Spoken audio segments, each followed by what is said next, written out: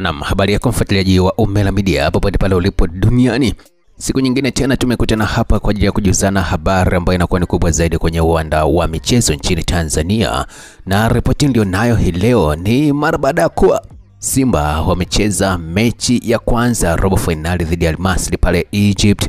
Sasa bwana, Simba wakawa wamepoteza kwa bao 2-0. Naamini matokeo tayari unayo, na mchambuzi wa soka nchini Tanzania George Ambangile ameweza kuichambua game hii, sehemu gani ambayo Simba walikosea, sehemu gani ambayo Simba walipatiana, kipi ambacho wanatakiwa kukifanya kwenye mechi ya marejeano ili wapate kuvuka hatua ya robo finali na hatimaye kwenda hatua ya nusu finali. Mimi naitwa Swax ID ndo ambaye nimekuletea huu uchambuzi ambao amefanya George Ambangile kupitia ukurasa wa Instagram wa @George Ambangile.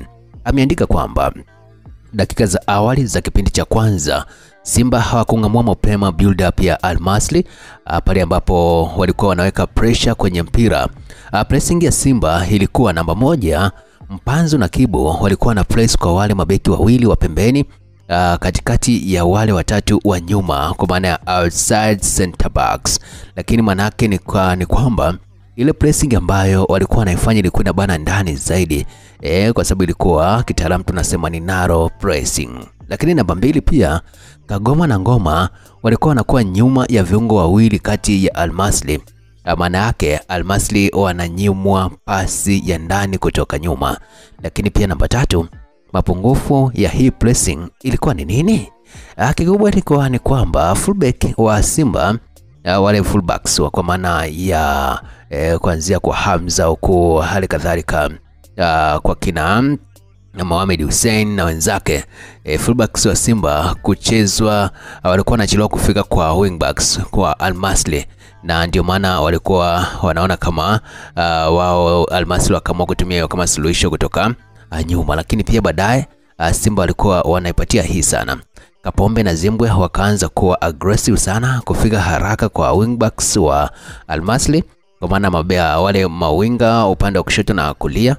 Maana yake ni kwamba wale wenyeji wakaanza kulazimishwa kupiga mipira mirefu, kitu ambacho alikuwa ni rahisi sana kwa Simba kukabiliana nacho. Baada ya hapo pia Al Masry wakalazimisha sana kulinda uongozi wao wa bao, na hapa nafikiria kwamba Simba walikuwa wanalazimisha sana kurudi nyuma na kuzuia, yani walikuwa wanalazimisha sana Al Masry kuweza kurudi nyuma sana kwa ajili ya kwenda kuzuia. Sasa baada ya hapo sasa Al Masry walikuwa wanalazimika vile vile kuhakikisha kwamba wanafanya vitu vifuatavyo.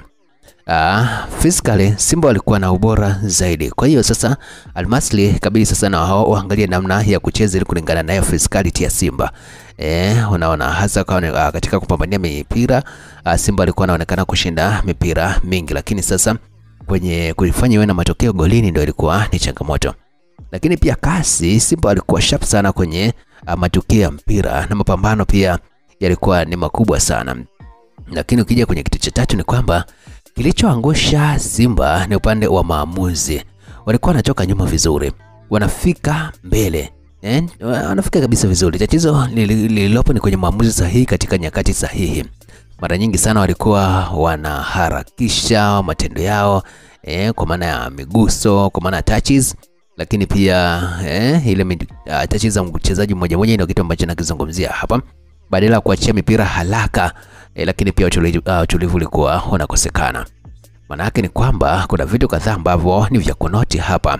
Kitu ambacho anataka tunoti Ambangile ni kwamba anafikiri ukimuuliza Kamara sasa hivi nafikiri ukimuuliza Kamara sasa hivi atakwambia anatamani sasa mechi ianze upya, asiruhusu magoli ya vile katika level hii nakwambia. Lakini pia kitu cha pili, Kibu na Mpanzu ni dribbler wazuri sana, wana kasi, wana nguvu. Sehemu moja ndio imewaangusha kwenye maamuzi sahihi kwa wakati sahihi. Lakini pia unaona yule goalkeeper wa Al Masry amefanya saves nzuri sana.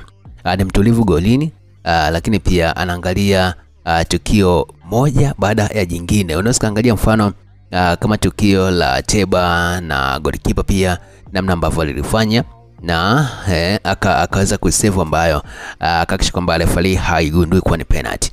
Upande wa backline ya Simba pia Hamza alichagua sana kwa mtulivu kweli.